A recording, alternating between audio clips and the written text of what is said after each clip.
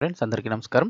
Friends దేశవ్యాప్తంగా కూడా ఇక ఏప్రిల్ 1 నుండి ఫోన్‌పే, గూగుల్ పే లేదా యూపీఐ ఐడీల ద్వారా పేమెంట్ చేసే వారందరికీ కూడా భారీ షాక్ తగలబోతుంది. వీటన్నిటిపైన ఛార్జీలైతే పడబోతున్నాయి. వివరాలు వీడియోలో తెలుసుకుందాం. వీడియో స్కిప్ చేయకుండా పూర్తిగా చూడండి. అప్పుడే కంప్లీట్ ఇన్ఫర్మేషన్ అయితే అర్థమవుతుంది.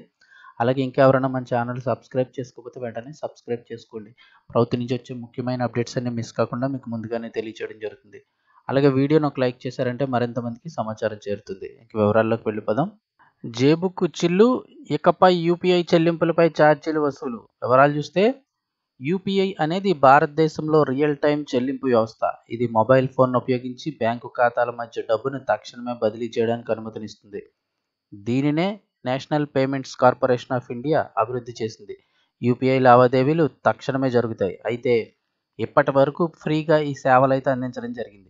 ఇకపై యూపీఐ చెల్లింపులు అధిక మొత్తంలో జరగడంతో వీటిపై వ్యాపారుల నుంచి రుసుము వసూలు చేయాలని చాలా కాలం నుంచి ప్రతిపాదన కొనసాగుతున్న సంగతి తెలిసిందే.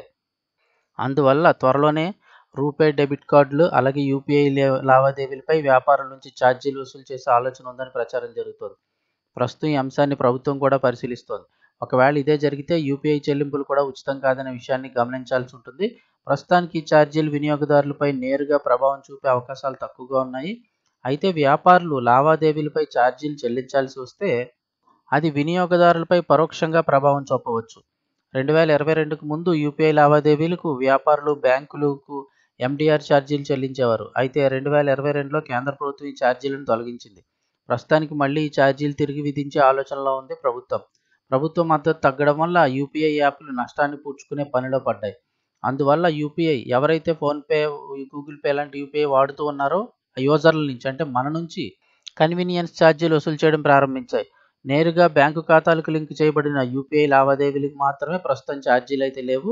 2000 కంటే ఎక్కువ మొత్తం బదిలీ చేస్తే ఆ ట్రాన్సాక్షన్ విలువలో 1.1% కనుక యూపీఐ సర్ఛార్జ్ విధిస్తామని ఎన్పీసీఐ తెలిపింది. 40 లక్షల వార్షిక జీఎస్టీ టర్నోవర్ కలిగిన వ్యాపారం నుంచి రుసుము వసూలు చేయాలని, దీనికంటే తక్కువ వ్యాపారం కలిగిన వ్యాపారులకు ఉచితంగా సేవలు అందించాలని యూపీఐ కంపెనీలు ఉన్నట్లుగా తెలుస్తోంది. తద్వారా మధ్యతరగతి ప్రజలకు పెద్దగా ఇబ్బంది ఉండకపోవచ్చనే అభిప్రాయాన్ని కంపెనీల యాజమాన్యాలు వెల్లడించినట్లు తెలుస్తోంది. ఏది ఏమైనా త్వరలోనే యూపీఐ ఛార్జీలు వసూలు చేయడంపై కీలక ప్రకటన వెలువడే అవకాశం అయితే కనిపిస్తోంది.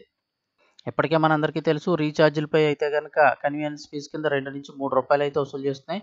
త్వరలో ఇంకా అమౌంట్ ట్రాన్స్ఫర్ కూడా ఈ ఛార్జీలు అయితే పడే అవకాశాలు అయితే ఉన్నట్లుగా తెలుస్తోంది.